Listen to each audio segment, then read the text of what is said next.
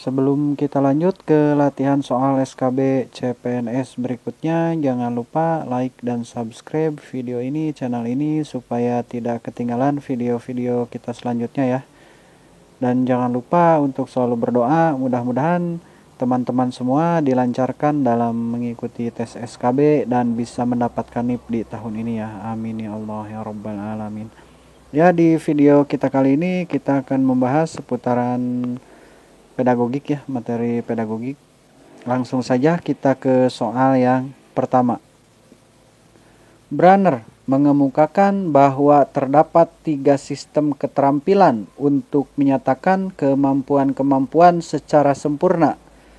Ketiga sistem keterampilan itu biasa disebut dengan 3 cara penyajian atau modes of present, yaitu A. Penyajian intelektual, materi, dan tugas.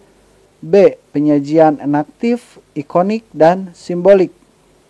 C. Penyajian intelektual, ikonik, dan simbolik. D. Penyajian visual, digital, dan tradisional. Dan E. Penyajian efektif, simpel, dan terarah. Jawaban untuk soal yang pertama ini adalah jawaban yang B ya, penyajian aktif, ikonik, dan simbolik ya. Nah, di mana 3 cara penyajian atau modes of present itu ya, yaitu yang pertama ada cara penyajian enaktif ya, di mana cara penyajian enaktif itu adalah melalui tindakan ya, sehingga anak secara langsung ya dapat memanipulasi atau mengotak-atik objek sehingga bersifat manipulatif ya.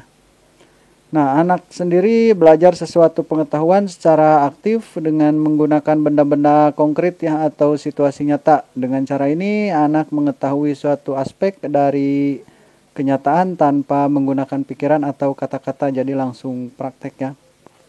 Nah, yang kedua itu ada cara penyajian ikonik ya. Nah, cara penyajian ikonik itu didasarkan pada pikiran internal ya, di mana pengetahuan disajikan melalui serangkaian gambar-gambar atau grafik ya, yang dilakukan anak berhubungan dengan mental. Nah, yang merupakan gambaran dari objek-objek yang dimanipulasinya, anak tidak langsung memanipulasi objek seperti yang dilakukan siswa dalam tahap enaktif ya, tapi bahasa menjadi lebih penting sebagai suatu media untuk berpikir ya. Nah, dan yang ketiga ada cara penyajian simbolik ya. Cara penyajian simbolik itu didasarkan pada sistem berpikir abstrak ya atau arbitrer ya, dan lebih fleksibel ya. Dalam tahap ini anak memanipulasi simbol-simbol atau lambang-lambang objek tertentu. Nah, anak tidak lagi terlihat dengan objek-objek pada tahap sebelumnya ya, tetapi siswa pada tahap ini sudah mampu menggunakan notasi tanpa ketergantungan terhadap objek lainnya. Lanjut kita ke soal nomor 2 ya. Pandangan tentang belajar atau pertumbuhan kognitif adalah sebagai konseptualisme instrumental. Pandangan ini berpusat pada 2 prinsip, salah satunya yaitu A. Pengetahuan seseorang tentang alam. B. Memperoleh informasi baru. C. Transformasi informasi. D. Menguji relevan informasi. Dan E. Ketetapan pengetahuan. Jawaban untuk soal nomor 2 ini adalah jawaban yang A ya, pengetahuan seseorang tentang alam ya. Nah, di mana belajar sebagai proses kognitif itu ya, dalam belajar melibatkan 3 proses. Kita uraikan sedikit di sini ya. Dalam belajar melibatkan 3 proses itu yang berlangsung hampir bersamaan ya. Nah, ketiga proses tersebut adalah memperoleh informasi baru, terus transformasi informasi, dan menguji relevan informasi dan ketepatan pengetahuan ya. Nah, dalam belajar informasi baru merupakan penghalusan dari informasi sebelumnya ya yang dimiliki seseorang. Dalam transformasi pengetahuan, seseorang memperlakukan pengetahuan ya agar cocok atau sesuai dengan tugas baru. Jadi transformasi menyangkut cara kita memperlakukan pengetahuan, apakah dengan cara ekstrapolasi atau dengan mengubah menjadi bentuk lain, kita menguji relevansi atau relevansi dan ketepatan pengetahuan dengan minimal menilai apakah cara kita memperlakukan pengetahuan itu cocok dengan tugas yang ada atau tidak ya. Nah, jadi seperti itu. Sedangkan pandangan tentang belajar atau pertumbuhan kognitif sebagai konseptualisme instrumental, pandangan ini berpusat pada dua prinsip ya.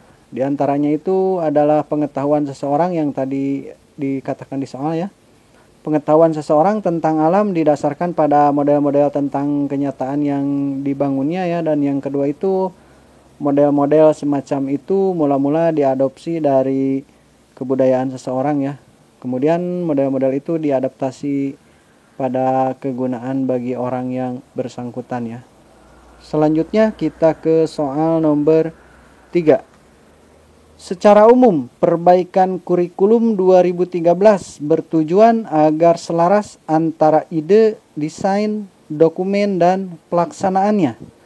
Secara khusus, perbaikan kurikulum 2013 bertujuan menyelaraskan KI dan KD, silabus, inspirasi pembelajaran, panduan pembelajaran, penilaian hasil belajar.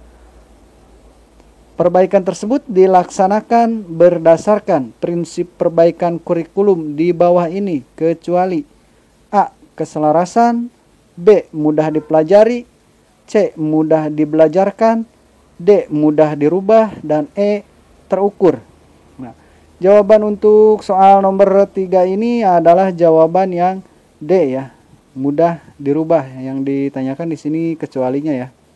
Nah, untuk kurikulum 2013 ini mengalami beberapa perkembangan ya dan perbaikan sejak digulirkannya pada tahun 2013.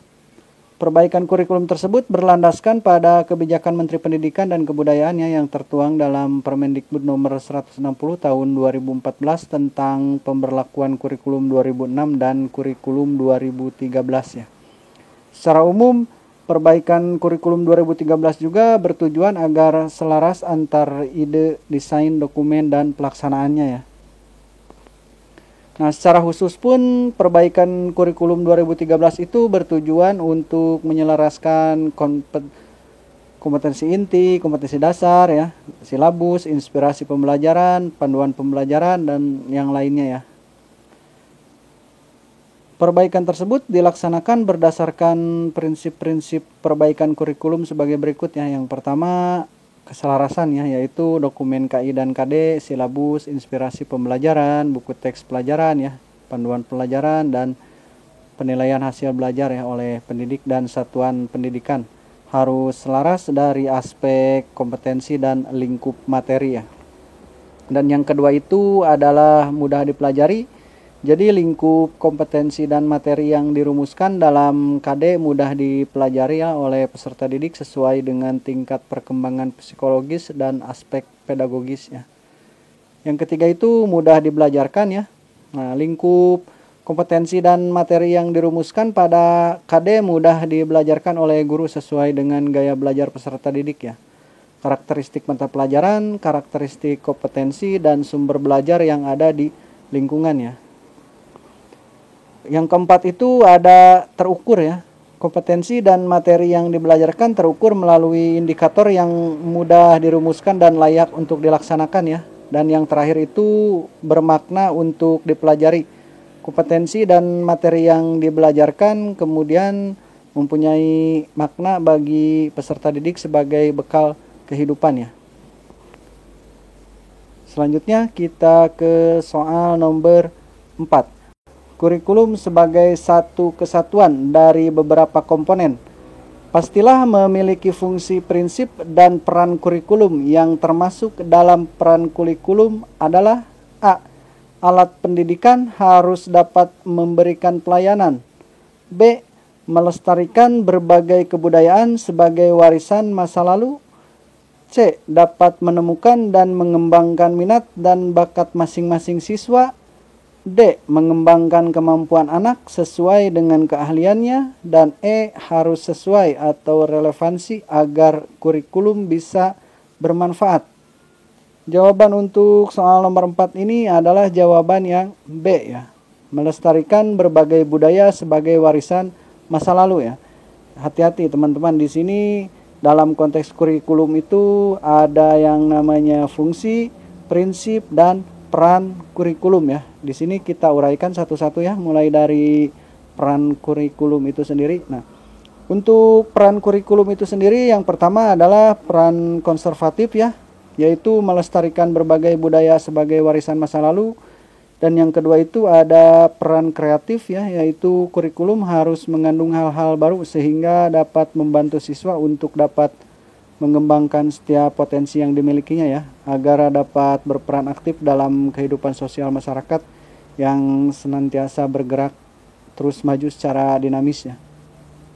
Yang ketiga itu ada peran kritis ya dan evaluatif, yaitu kurikulum berperan untuk menyeleksi nilai dan budaya mana yang perlu dipertahankan dan mana yang harus dimiliki oleh siswa ya.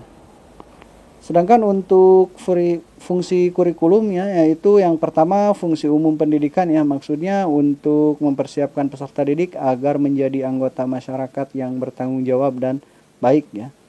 Dan yang kedua itu ada suplementasi, yaitu sebagai alat pendidikan harus dapat memberikan pelayanan kepada setiap siswa ya. Yang ketiga ada eksplorasi, yaitu kurikulum harus dapat menemukan dan mengembangkan minat dan bakat masing-masing dari tiap siswa tersebut ya. Dan yang keempat itu ada keahlian, yaitu kurikulum berfungsi untuk mengembangkan kemampuan anak ya sesuai dengan keahliannya yang didasarkan atas minat dan bakat siswa ya. Nah, selain yang kedua tadi ada juga di sini prinsip pengembangan kurikulum ya. Yaitu yang pertama relevansi, yaitu kurikulum yang dikembangkan oleh sekolah harus memiliki kesesuaian ya atau relevansi sehingga kurikulum tersebut bisa bermanfaat ya. Nah, untuk relevansi sendiri itu ada dua relevansi ya, yaitu relevansi internal, di mana relevansi internal itu adalah kesesuaian antara setiap komponen atau anatomi kurikulum ya. Dan yang kedua itu ada relevansi eksternal, yaitu program kurikulum harus sesuai dan mampu menjawab terhadap tuntutan dan perkembangan kehidupan masyarakat ya. Yang kedua itu untuk prinsip pengembangan kurikulum adalah fleksibilitas ya, yaitu kurikulum harus bisa diterapkan secara lentur disesuaikan dengan karakteristik dan potensi setiap siswa ya. Juga dinamika kehidupan masyarakatnya. Yang ketiga itu ada kontinuitas ya, yaitu isi program dan penerapan kurikulum di setiap sekolah harus memberikan bekal bagi setiap siswa untuk mengembangkan kemampuan dan potensi yang dimilikinya ya, secara berkesinambungan dan berkelanjutan ya, atau kontinuitas ya. Yang keempat itu ada efisiensi dan efektivitas ya, yaitu kurikulum harus memungkinkan setiap personil untuk menerapkannya ya secara mudah dengan menggunakan biaya secara proporsional dan itulah efisien ya. Lanjut kita ke soal nomor 5. Di dalam kerangka pengembangan kurikulum 2013 terdapat 4 standar yang berubah, diantaranya yaitu A. Silabus, RPP, dan matriks pembelajaran. B. Standar isi dan standar pokok. C. Kompetensi dasar dan indikator. D. Kompetensi dasar dan kompetensi inti. Dan E. Standar kompetensi lulusan atau SKL, standar proses, standar isi, dan standar penilaian. Nah, untuk jawaban soal nomor 5 ini kita bahas di video pedagogik selanjutnya ya. Untuk teman-teman yang sudah mempunyai jawabannya bisa dicantumkan di kolom komentar. Nanti kita bahas bersama-sama di video pedagogik part 7 ya. Ya, mungkin itu saja untuk video pembahasan kali ini. Mohon maaf apabila masih banyak kekurangan. Jangan lupa like dan subscribe video ini, channel ini.